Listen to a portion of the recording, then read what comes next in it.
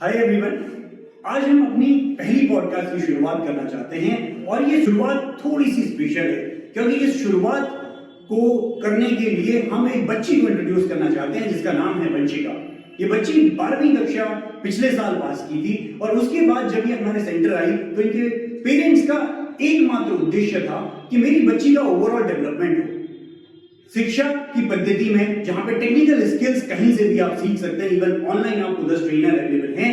I think इनके parents का पहला उद्देश्य था कि हमारी बच्ची बोलना कैसे सीख पाएगी। आई थिंक उसी सीरीज में, जिस सीरीज में हम पहले भी बात करते रहे हैं, उसी को हमने यहाँ पे एक्सपेरिमेंट किया, उसी को हमने लाइव एक्सपेरिमेंट करके बच्चों को सिखाना शुरू किया। तो हम जानना चाहेंगे आज वंशिका, सीधे वंशिका से, जिसको हम इंट्रोड्यूस करना चाहते हैं, वंशिका की कहानी मैथ की जुबानी। तो आइए वंशिका, क्यों नहीं आप अपने आप को इंट्रोड्यूस करें और अपनी एक जर्नी के बारे में सबको बताइए। तो ये कहानी स्टार्ट होती है 2007 मेरठ से। मेरी स्कूलिंग दिल्ली से हुई है और सभी का ही ड्रीम होता है कि हम डॉक्टर या इंजीनियर बने। ऐसे ही जब मैं 5th क्लास में थी तब मैं फ्लाइट में ट्रेवल करते हुए मेरा भी एक ड्रीम था कि मैं एयर होस्टेस बनूं। जब मैंने पहली बार एयर होस्टेस को देखा तो मैं देखिए बहुत इंप्रेस हो गई, पर धीरे धीरे 10th क्लास तक आके मेरा ड्रीम चेंज हो गया और मैंने सोचा कि अब मैं CA बनूँ।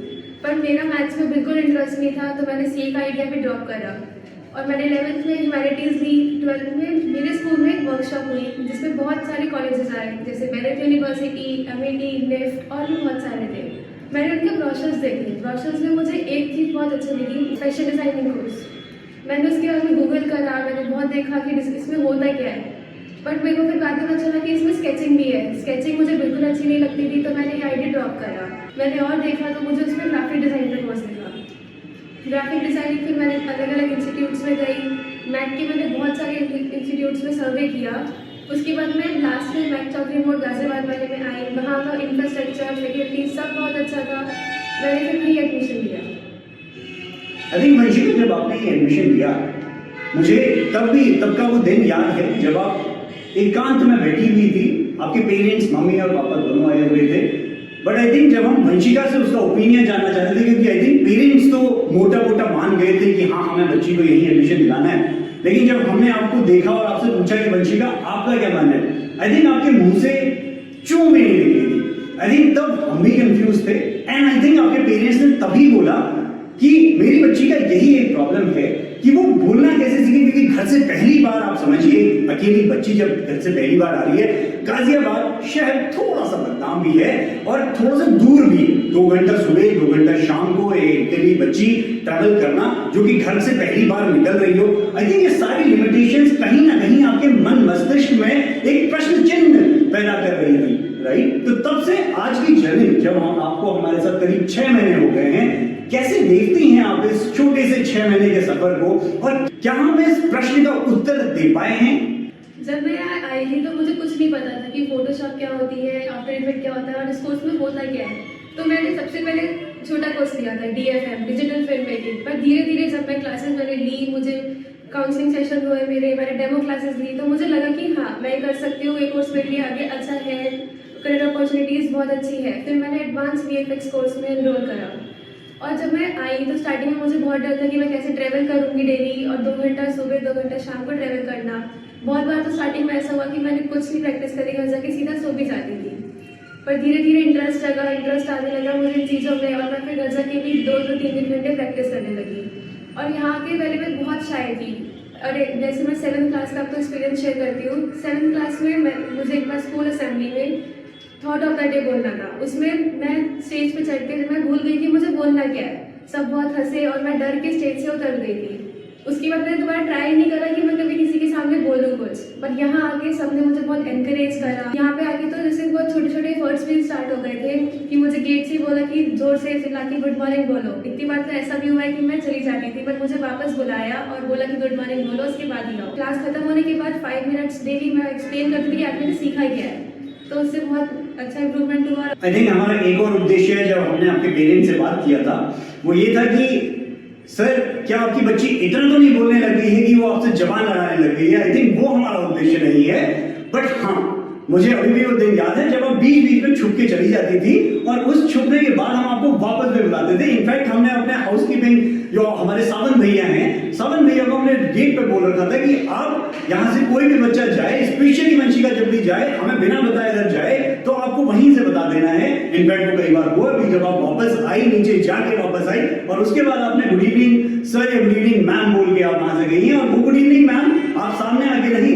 हमने आपसे दरवाजे से बुलवाया, क्योंकि दरवाजे से करीब हमारे जो ऑफिस है उसका जो डिस्टेंस है, हमारे रूम का जो डिस्टेंस है वो करीब 100 मीटर है। तो आपको उसके लिए मुंह खोलना पड़ा, थोड़ा सा जोर से एफर्ट डालना पड़ा। आई थिंक वो आपके लिए एक नई शुरुआत थी। हम भी आपके जैसे बच्चों के साथ पहली बार एक्सपेरिमेंट कर रहे थे, बट मुझे देख के ये खुशी होती है कि आपके जैसा बच्चा जिसके साथ हमने एक्सपेरिमेंट किया वो सफल रहा। और आज आप पहली रील ही नहीं, जो आपने आई थिंक 1 से 2 महीने पहले बनाई थी, एफर्ट लगा उस रील में भी। आपने कितने टेक लिए थे वंशिका? मैंने इसमें 10 to 15 टेक्स लिए थे। 10 से 12, 10 से 15 take, and I am sure वो आपने घर में ही नहीं, यहाँ पे कई बार आपका रीशूट शूट कई बार हुआ और उसके बाद आपने खुद ही उस पर एडिटिंग भी की, राइट? क्या लगा आपको उस जर्नी से? आज फिर हम 1 महीने बाद की आप जर्नी में बात कर रहे हैं। आई थिंक मैंने इसी चीज के लिए आपको 2 दिन पहले भी बोला था, वंशिका हम क्यों नहीं आज शूट करेंगे, क्योंकि मैं देखना चाहता था वंशिका क्या आज इतनी कॉन्फिडेंट हो गई है कि जैसे ही मैं उसको बोलूं क्या वो बोल पाएगी। मुझे भी 2 दिन पहले ही बोला था शूट करने के लिए, पर तब मैंने मना कर दिया। मैंने कहा था कि अब 2 दिन बाद मंडे शूट करेंगे। पर मैं चाहती हूँ कि मैं ऐसे बनूँ कि जब मुझे कोई बोले कि आज शूट करो तो मैं उसी टाइम बोलूँ हाँ मैं तैयार हूँ अभी शूट करने के लिए। आई थिंक वो जर्नी है जो थोड़ा सा दूर है, बट आई एम श्योर जिस तरीके से आप अपने में इंप्रूवमेंट कर रही हैं, वो जर्नी भी बहुत ज्यादा दूर नहीं है। आप हमारे साथ करीब 2.5 साल हैं और I am sure we will make it sure that the speaker that you have become today, जिस तरीके से आप बात कर रही हैं, आई थिंक वो बोली नहीं मैटर करती, वो हिंदी हो या अंग्रेजी हो या इंग्लिश हो, क्योंकि इंग्लिश आजकल हम लोगों की लैंग्वेज ज्यादा है, बट ये मैटर करता है कि क्या आप वो हाथ रेस कर रही हैं, क्या आप खुद से एफर्ट कर रही हैं। मुझे बोल के ये बड़ी खुशी हो रही है कि out of all the students you were the first one जिसने अपना हाथ रेस किया और बोला कि सर नहीं, मैं इसको पहले शूट करूंगी आपकी पहली पॉडकास्ट में। I will be the lead actress, or if you say I'll be the first role model for all the girls who are there in the world, for all the girls who are there, or for all the students who are there in the world, जो मेरे जैसे हैं, जो झेपते हैं, जिन्होंने 7वीं कक्षा में पहली बार बोलने की तो कोशिश की, बट वो बोलने के साथ कहीं वो डर गए। वो डर उनके अंदर हो सकता है वो 5 साल रहे, कई बार वो जिंदगी भर रह जाता है। और इस कड़ी से पॉडकास्ट से हम वो शुरुआत करना चाहते हैं उन सारे बच्चों में, ताकि वो डर निकले, कहीं ना कहीं आप भी वो शुरुआत करें। और इन केस अगर आप वो शुरुआत करना चाहते हैं तो वो कमेंट सेक्शन में आप अपने लिंक डाल सकते हैं। हाँ, हमें पता है कि लोग झेपते हैं अकेले बोलने में, सबके सामने बोलने में, तो आप शुरू करिए अकेले बोलना और हमें इंडिविजुअली अपना पॉडकास्ट भेजिए, इंडिविजुअली अपनी वो कोशिश भेजिए जिससे हम आपको और इंप्रूव कर सकते हैं। एंड इस वीडियो को एंड करने से पहले आई थिंक वंशिका अपने पेरेंट्स और उन सारे अपने मेंटोर्स के बारे में 2 लाइन बोलना चाहती है, जहां पे जिन्होंने आज तक उसको इस जर्नी में सपोर्ट किया, जिन्होंने उसको हमेशा नच किया कि वंशिका नहीं बोलो, क्योंकि बोलने से ही आप आगे बढ़ोगे। Vanshika, if you want to say something. मुझे मेरे पेरेंट्स ने बहुत एनकरेज करा है, उनसे मुझे मोटिवेशन मिलती है। Thank you Vanshika. I think Vanshika एक परफेक्ट एग्जांपल है उन सभी बच्चों के लिए जो 12वीं के बाद सोचते हैं, कंफ्यूज होते हैं, क्योंकि इनकी जर्नी शुरू हुई थी air hostess, then CA, then designing, जिनका कि एक मन है, कहीं मन में आपने सोच रखा है कि नहीं मुझे डिजाइनिंग फील्ड में ही जाना है।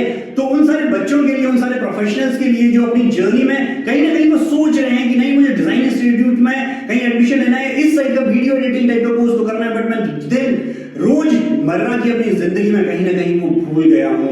आई थिंक एक लाइन मुझे याद आती है कि जहां आपका मन है वहीं आपका तन है, और जहां आपका तन है उसी काम में आपका धन है। तो अगर आप कोरिलेट कर सकते हैं वंशिका की इस जर्नी से, तो आप कमेंट सेक्शन में अपनी उस प्रॉब्लम स्टेटमेंट को दोबारा से बताइए हमें। उस प्रॉब्लम स्टेटमेंट का हम सॉल्यूशन ढूंढेंगे और अगले पॉडकास्ट में हम कोशिश करेंगे कि उस तरीके का अगला स्टूडेंट जो हमारा आए अगली पॉडकास्ट में, हम उसको बुलाना चाहेंगे और वहां से आपको जर्नी के एग्जांपल्स बताना चाहेंगे, जिस तरीके से वो बच्चे भी अपनी जर्नी में वो सारी प्रॉब्लम्स को हैंडल कर रहे हैं। तो अगर आपको ये वीडियो पसंद आया तो प्लीज इसे लाइक करिए, सब्सक्राइब करिए और कमेंट सेक्शन में हमें अपडेट करिए। Thank you so much for watching this.